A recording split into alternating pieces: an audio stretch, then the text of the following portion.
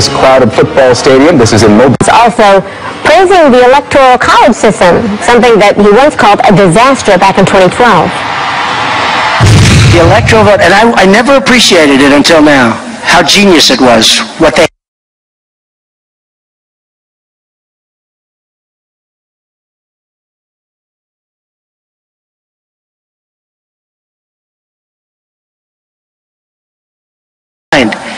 because at the time they didn't want everybody going to Boston and New York.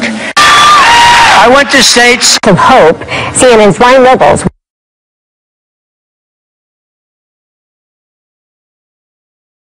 Ground.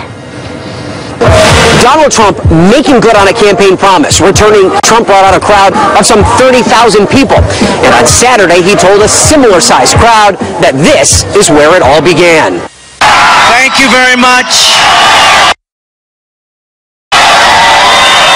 This is where it all began. Remember that incredible rally we had? And people came out and it was like this. It was packed and incredible, and people said something's going on there, right? That was the beginning, wasn't it? That was the beginning. And if you remember,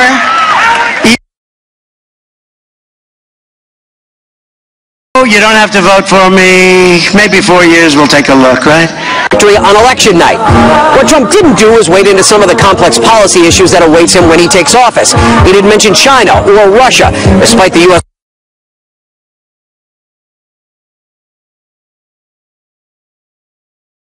relationship with both of those countries becoming a growing situation for the incoming Trump administration.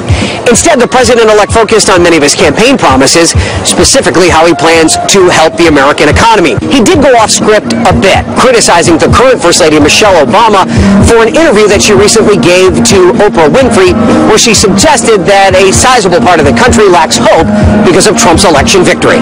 Michelle Obama said yesterday that there's no hope.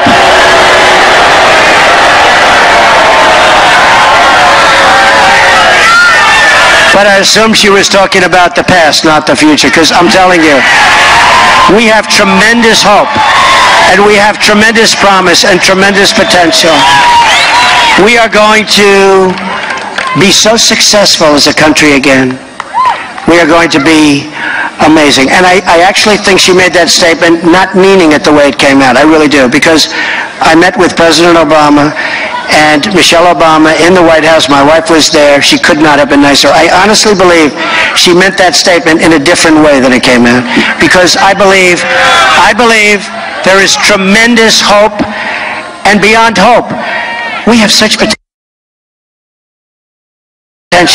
Trump now heads to his estate in Palm Beach, Florida. He plans to spend the Christmas more about appointments to his administration in the coming weeks. Ryan Nobles, CNN, Mobile, Alabama. All right, let's continue the conversation now with CNN politics reporter Tom LoBianco and CNN political commentator and Spectrum News anchor Errol Louis. Good morning to both of you.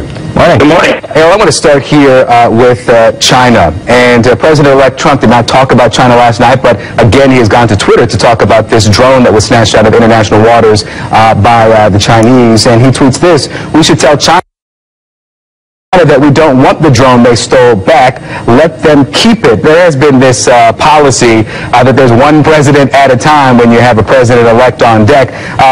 President-elect Trump now weighing in here, and it seems as if this is just him going directly to his phone without going through any of his advisors. Well, that's right, and I think we can expect a lot more.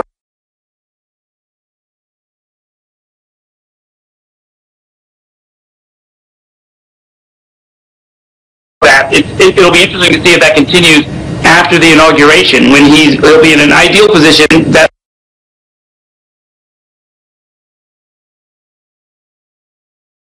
of course the country speak with one voice, and to that extent, right now as we're in this lame duck there, but it's really going to be a whole new ball game after the inauguration. One would hope statements about Taiwan, you can write off this statement or that statement, but it really starts to affect even who's not going to take any time to come up with a measured response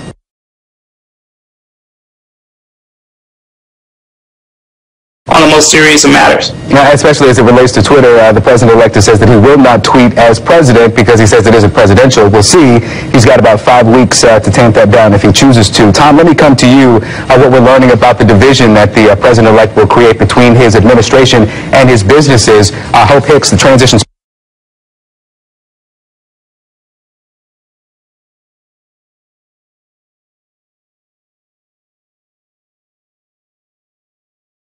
members of the Freedom Caucus kind of making war on the whole notion of government functioning as we've known it over the last generation. So, you know, I suspect what maybe going is that there are some politics, there's some consultants who have been suggesting to me there's some Capitol Hill politics at play here. You send somebody like that out of the House of Representatives, it gives Paul Ryan a little bit less of a headache. The same kind of Freedom Caucus radicals who drove his predecessor out of office are now out of his hair. This person now ends up in government, and as you say, is going to be pushing in exactly the opposite direction of what the president has promised.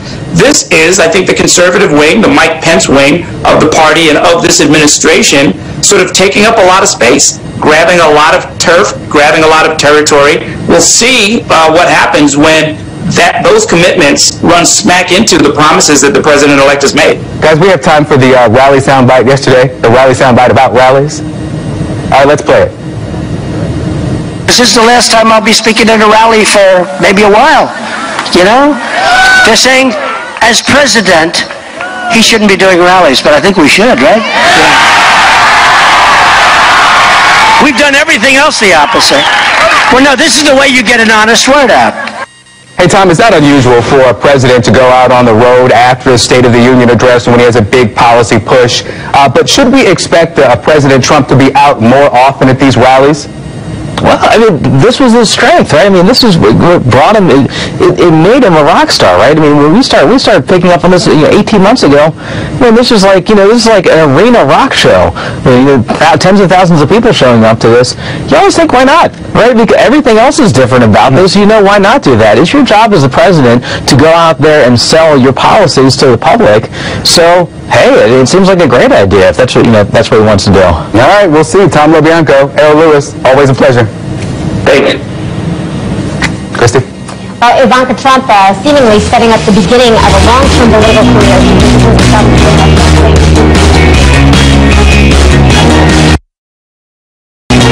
This weekend, Saturday Night Live made no apologies for poking fun at politics to wrap up their final episode. So you know what that means? We shooting some hoops in highway jeans. So 'tis the season, let's press some chill. It's the last